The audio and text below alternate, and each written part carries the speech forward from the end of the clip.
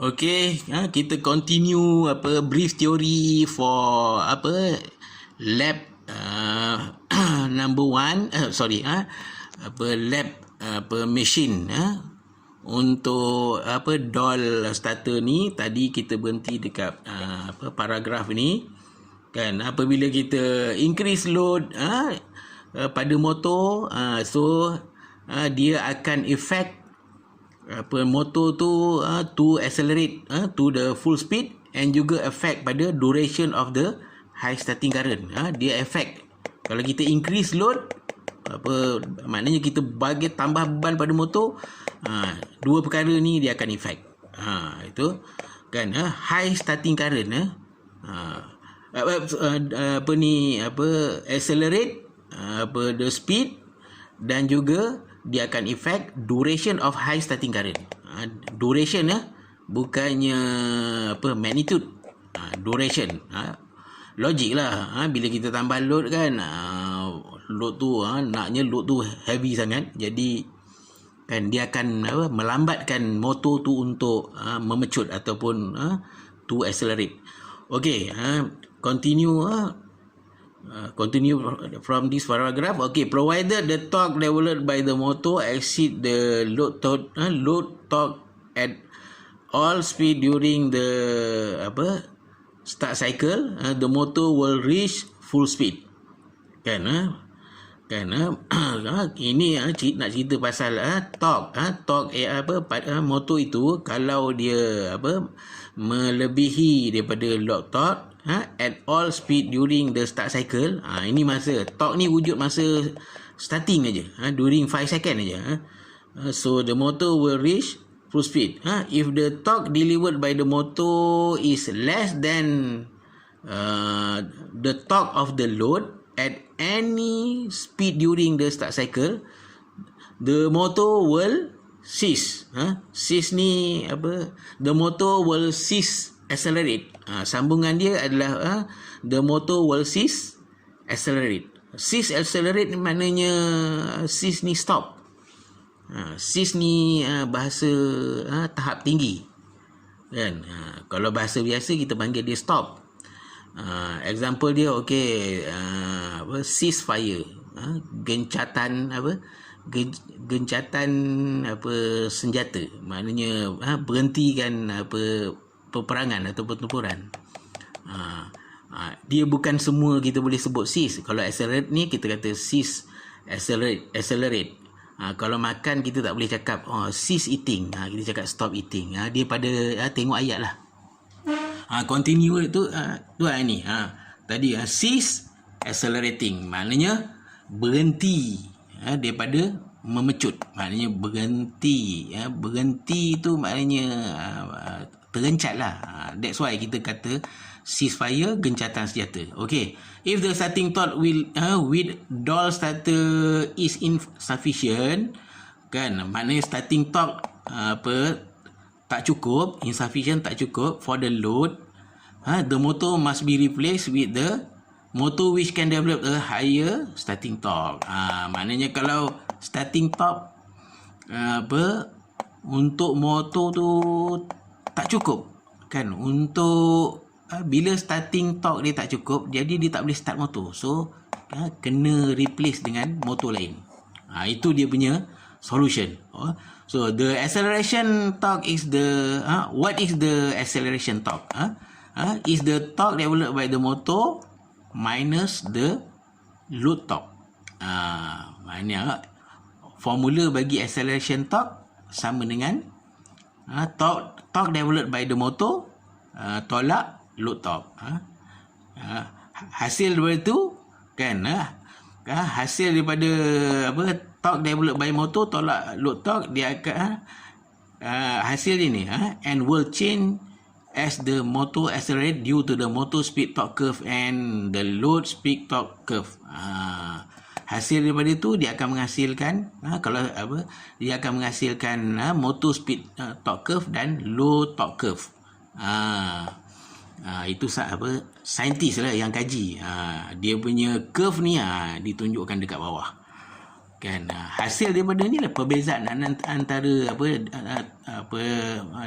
torque motor punya torque dengan load torque. Maknanya baru dapatlah acceleration torque. Kan jadi kita boleh plot graf macam kat bawah, okay? Dot starting result in maximum current and maximum starting torque. Maknanya saintis dia kaji kan, daripada low torque sampai high torque, macam mana dia punya relationship dengan starting current, kan. So there is the relationship between motor speed, starting current and starting torque. Okay, so this may cause electrical problem with the supply, or it may cause mechanical problem with the driven load. Kan kalau masa starting tu dia punya starting current dia terlampau tinggi atau starting torque terlampau tinggi, kan, dia akan bagi problem lah, kan, pada pada supply. Problem ni pada supply dan juga pada mechanical. Sebab apa?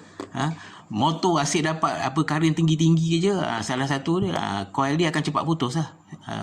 Stator coil dia cepat putus lah.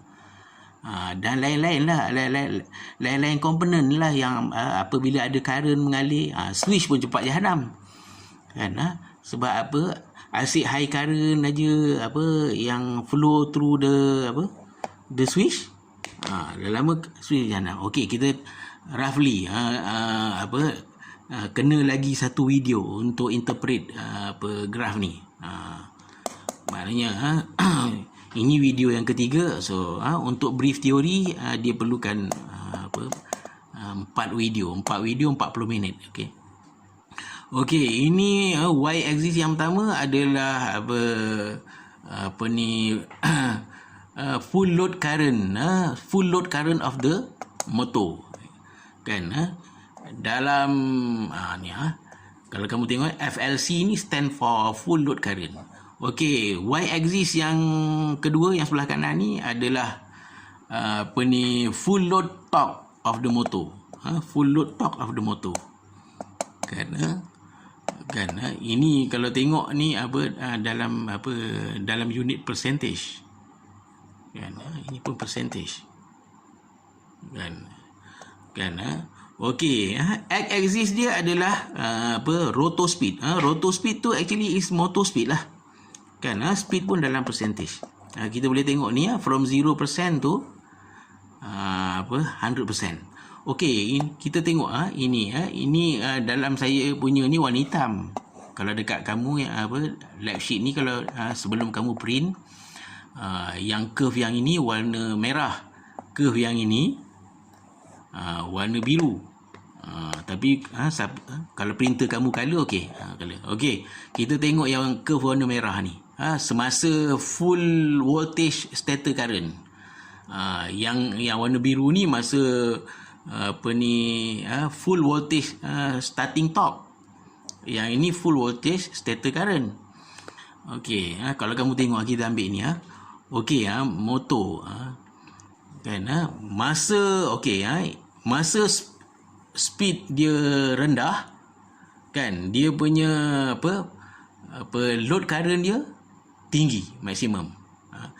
Tapi apabila kita slowly increase the speed, kan, apabila dah mencapai 85%, ini 85%, kan, dia punya current akan drop until maximum speed.